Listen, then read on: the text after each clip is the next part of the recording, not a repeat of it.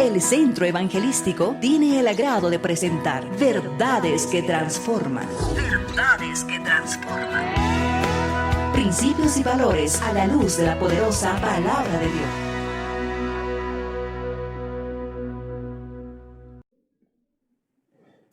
Hermanos y hermanas, les saludo en el amor y la paz de nuestro Señor Jesucristo. Hoy vamos a ver la autoridad del Hijo de Dios, basado en el Evangelio de Juan, capítulo 5 en adelante. En el versículo 17 dice, Jesús les respondió, mi Padre hasta ahora trabaja y yo trabajo. Por eso los judíos aún más procuraban matarle, porque no solo quebrantaba el día de reposo, y decía que Dios era su propio Padre, haciéndose igual a Dios. Respondió entonces Jesús y les dijo, de cierto os digo, que no puede el Hijo hacer nada por sí mismo, sino lo que ve hacer al Padre. Porque todo lo que el Padre hace, también lo hace el Hijo igualmente. Porque el Padre ama al Hijo y le muestra todas las cosas que Él hace. Y mayores obras que estas le mostrará, de modo que vosotros os maravilléis. Como el Padre levanta a los muertos y les da vida, así también el Hijo a los que quiere dar vida. Había una confrontación entre Jesús y el pueblo y los judíos y el pueblo de Israel. Porque el Señor Jesús hablaba diciendo que el Padre trabaja hasta ahora, yo trabajo. Entonces los judíos veían que no solo quebrantaba el día de reposo, sino que Jesús decía que Dios era su propio Padre, haciéndose igual a Dios. A esto responde Jesús con una exposición más amplia de la verdad que acaba de declarar. Y en lugar de rebajar en algo lo que había dicho, refuerza todavía su justa pretensión, sin temor de que los judíos arrecien en su furia contra él. Comienza con una de sus más solemnes frases. De cierto os digo. Como si dijera, os aseguro, doy mi palabra, que es la palabra del Padre. Lo que yo les voy a decir, que es una solemne verdad, dice. Habla en lo general y después habla en lo particular. Veamos ahora en lo general. Que es uno con el Padre en todo lo que hace. Y en el versículo 19 dice, el Hijo no puede hacer nada independientemente del Padre. No puede el Hijo hacer nada por su cuenta de sí mismo, sino lo que ve hacer al Padre, porque todo lo que hace el Padre, también lo hace igualmente el Hijo. La voluntad humana de Jesús estaba totalmente sometida a la voluntad de Dios. Juan 4:34 dice, Jesús le dijo, mi comida es que haga la voluntad del que me envió y acabe su obra. Añade la palabra en Juan 8:29, porque el que me envió conmigo está, no me ha dejado solo el Padre, porque yo hago siempre lo que le agrada. Y el Señor Jesús sigue diciendo, entonces dije, he aquí vengo, oh Dios, para hacer tu voluntad, como en el rollo del libro que está escrito de mí. Como hijo de Dios, hermanos, el Señor Jesucristo estaba sometido, su autoridad estaba sometida, sino que era una misma con el Padre. Notemos el verbo ve en el contraste con el oiga. Pero cuando venga el Espíritu de verdad, Él os guiará a toda verdad, porque no hablará de su propia cuenta, sino hablará de todo lo que oyere y os hará saber las cosas que habrán de venir. Estaba refiriéndose al Espíritu Santo. Espiritualmente se llama ver al entender, por lo que ha de ser el Hijo de luz sustancial del Padre y el resplandor de su gloria. Juan 1:9 dice, aquella luz verdadera que alumbra a todo hombre venía a este mundo. Y otra vez Jesús le habló diciendo, yo soy la luz del mundo. El que me sigue no andará en tinieblas, sino tendrá la luz de la vida. Y el Señor Jesús sigue diciendo, yo, la luz, he venido al mundo para que todo el que cree en mí no permanezca en tinieblas. El Señor Jesús es también el verbo en el que Dios el Padre ve todas las cosas. Así pues, el Hijo no puede hacer nada sino lo que ve hacer al Padre. No por falta de poder, sino por comunión, esencia y operación.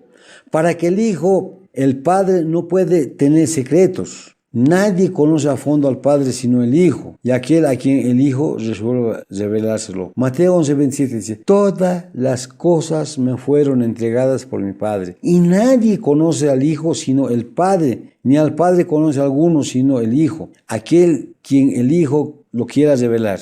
Así como espiritualmente se llama ver al entender, al ser luz sustancial en Cristo, el ver es hacer. Por eso, hace lo que ve hacer al Padre. Aunque el Hijo procede por la vía de la mente del Padre, dice, a Dios nadie le vio jamás. El unigénito Hijo que está en el seno del Padre, que le ha dado a conocer, le muestra todo lo que Él hace. Le comunica con sus secretos planes el poder para llevarlos a cabo, tanto en la providencia de las cosas ordinarias como en la realización de los milagros. Todo lo que Jesús hacía, lo hacía bajo la dirección del Padre. Las sanidades, los milagros, el resucitar a las muertes y el resucitarse a sí mismo. Y podemos ver un ejemplo de esto en Juan 11, versículo 43 y 44. Y habiendo dicho esto, clamó a gran voz, Lázaro, ven fuera. Y el que había muerto salió atadas las manos y los pies con vendas y el rostro envuelto en un sudario. Y Jesús les dijo, desatarle, dejarle ir. Y Juan 20:30 dice, pero estas cosas se han escrito para que creáis en Jesús, que es el Hijo de Dios, para que creyendo tengáis vida eterna en su nombre. Hay muchos que llegan hasta la admiración de las obras y las señales de nuestro Señor Jesucristo, pero no llegan a creer de veras a Él, con lo que ellos se privan del mayor beneficio posible. Es decir, creen en Dios, pero no le creen a Dios. Cuando está en general, dice, ¿crees en Dios? Sí, creo. Ya les dije en la anterior prédica, cuando un hermanito se entera que otra persona está enferma, que otro hermano está enfermo, le llama por teléfono o le llama por celular y le dice, hermano, mira, estamos orando por ti, Dios tiene control de tu vida, Dios te va a sanar, Dios va a hacer su obra en ti. No estés triste, simplemente orá. Así aconsejamos. Pero cuando yo estoy enfermo o cuando tú estás enfermo, tú no crees que Dios te va a sanar. Y aunque tú oras, le ruegas, dudas. Y entonces esto nos priva, hermanos. El no creer en el Señor nos priva de bendiciones, como la misma sanidad. Hemos visto un ejemplo que Dios tiene poder aún sobre la vida y la muerte, hermano. Dios, el Señor Jesucristo, es el mismo ayer, hoy y por siempre. Él no ha cambiado, hermanos. Él sigue teniendo el mismo poder. Amén. En lo particular, hermanos, luego demuestra su igualdad con el Padre al declarar específicamente algunas de las obras que son impropias de Dios y aquí Él mismo también las lleva a cabo. Observemos, primero, lo que dice aquí sobre el poder mediador para resucitar de los muertos y dar vida. Veamos primero su autoridad para hacerlo. Porque como el Padre levanta a los muertos y les da vida, así también el Hijo da vida a los que quiere. Es una prerrogativa divina levantar a los muertos y darles vida, tanto en el orden natural como en el orden espiritual. Una resurrección de los muertos nunca es obra de la naturaleza, sino que es puramente obra del poder de Dios. El mediador está investido de ese poder. El Hijo da vida a los que quiere. Entonces, miren, la palabra es bien clarito. El Hijo da vida a los que Él quiere. Cristo, como posee ese poder divino, también posee la sabiduría y la soberanía de Dios. Tiene las llaves de la muerte y del Hades. No, esto está en Apocalipsis 1:18. Veamos el punto 2, su capacidad para hacerlo. Porque como el Padre tiene vida en sí mismo, así también le ha dado al Hijo tener vida en sí mismo. Entonces Dios tiene poder. Así como Dios Padre tiene poder para dar vida, y como tiene vida en sí mismo, dice, el Hijo, el Señor Jesucristo, también tiene ese poder para tener vida. Ahora, Jesús es el mediador entre Dios y los hombres. Ha venido lleno de vida, como de gracia, de verdad, para dar y darlas en abundancia. Juan 1 dice, porque de su plenitud tomamos todos la gracia sobre gracia. Y Juan 10:10 añade, el ladrón viene para hurtar, matar y destruir. Y Jesús dice, yo he venido para que tengan vida, para que la tengan en abundancia. Por lo tanto, el Señor Jesús puede juzgar, porque Él vino a salvar. Lucas 19 dice, porque el Hijo del Hombre vino a buscar y a salvar a los que se habían perdido. Entonces, hermanos, el Señor Jesús puede levantar a los muertos, quien vino a entregar su vida para que los pecadores puedan salir de la muerte a vida. Y el versículo 24 dice, de cierto os digo, que el que oye mi palabra y cree al que me envió, tiene vida eterna, y no vendrá a condenación, mas ha pasado de muerte a vida. Su actuación, hermanos, de acuerdo con su autoridad del Señor Jesucristo. Hay dos clases de resurrección llevadas a cabo por la palabra poderosa de nuestro Señor Jesucristo. La resurrección en el orden espiritual y la resurrección en el orden material. Primero veamos el orden espiritual, que tiene lugar en la presente vida. Cuando dice, de cierto os digo, llega la hora, y ahora es cuando los muertos oirán la voz del Hijo de Dios, y los que oigan vivirán. Aquí se trata de la vida espiritual por la que sale de la tumba del pecado a la justificación por la gracia. Se prueba tanto por el texto como por el contexto. El texto, los que oigan la voz, con lo que se advierte una selección, y esta selección hace el Hijo de Dios, porque tiene vida en sí mismo. Versículo 26 dice, porque Dios, mi Padre, tiene poder para dar vida, y a mí me ha dado ese poder. Y los que oyen y creen tienen vida eterna. No vendrán a condenación, sino han pasado de muerte a vida. Volviendo al versículo 24, dice, de cierto os digo, que el que oye mi palabra y cree al que me envió, tiene vida eterna, y no vendrá a condenación, mas ha pasado de muerte a vida. El cristiano, el que ha oído la voz del Salvador, ha creído en él, también cree en el que le envió, pues el objetivo de Cristo es llevarnos al Padre. Cristo como hombre es el camino. Y el Señor Jesús dijo, yo soy el camino, la verdad y la vida.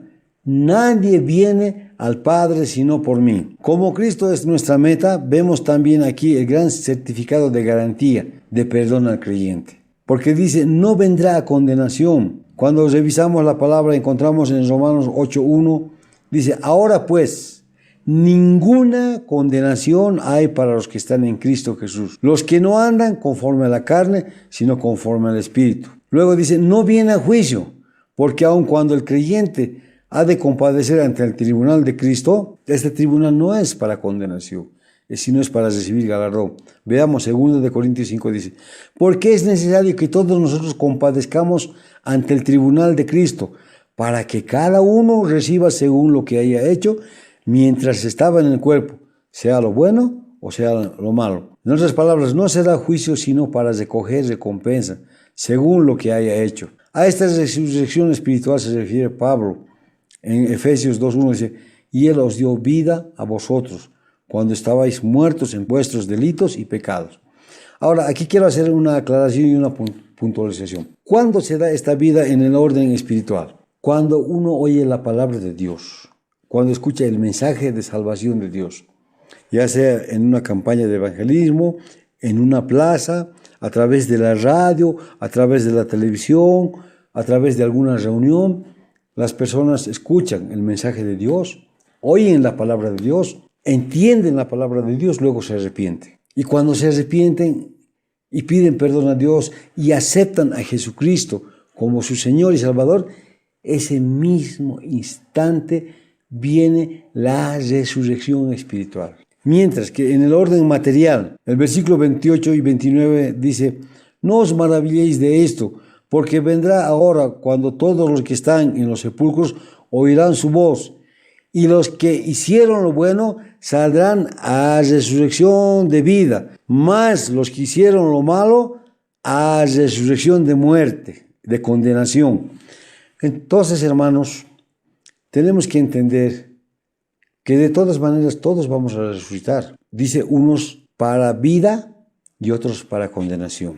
En ella, hermanos, no todos los que están en los sepulcros oirán la voz del Hijo del Hombre. 2 Corintios 5 dice, porque es necesario que todos nosotros compadezcamos ante el tribunal de Cristo, para que cada uno reciba según lo que haya hecho mientras estaba en el cuerpo, sea lo bueno o lo malo.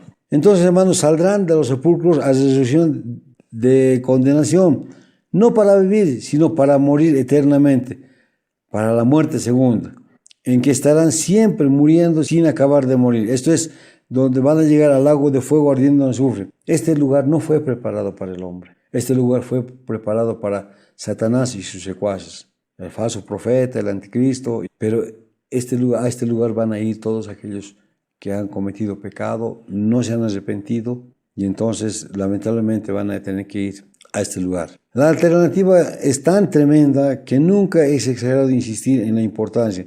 Daniel 12:2 dice: y muchos de los que duermen en el polvo de la tierra serán despertados, unos para vida eterna y otros para vergüenza y confusión perpetua.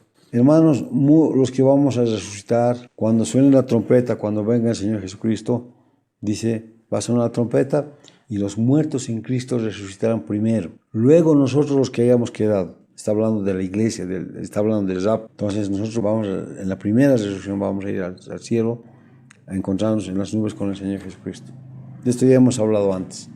Pero los que van a venir a condenación, dice, unos para vida eterna y otros para vergüenza y confusión perpetua, o los que van a venir a condenación, debemos entender que la resurrección de los que saldrán a vida tendrá diferencia de 1000 años, cuando los que van a salir a condenación se presenten ante el juicio, ante el trono blanco. Apocalipsis 20:4-6 dice, y vi tronos y se sentaron sobre ellos los que recibieron facultad para juzgar, y vi almas de los decapitados por causa del testimonio de Jesús y por la palabra de Dios, los que no habían adorado a la bestia ni a su imagen y no recibieron la marca en sus frentes ni en sus manos, volvieron y reinaron como 1000 años. Pero los otros muertos no volvieron a vivir hasta que se cumplieron 1000 años. Esta es la primera resurrección. Pone claramente un intervalo de 1000 años entre ambas resurrecciones. Es decir, la resurrección a los que saldrán a vida será 1000 años antes. Y la resurrección a los que vendrán a condenación serán después del milenio, cuando se instale el juicio ante el gran trono blanco. Lo que se dice aquí sobre el poder del mediador y su autoridad para ejercer el juicio. Así como tiene poder para dar vida, así también tiene jurisdicción soberana para ejecutar el juicio. La comisión de Jesucristo como juez es declarar aquí de dos maneras. En su calidad de Hijo de Dios. En este aspecto se nos dice que ni aun el Padre juzga a nadie, sino que ha dado todo juicio al Hijo. Esto está en el versículo 22 del libro que estamos leyendo, Oseas, capítulo 6.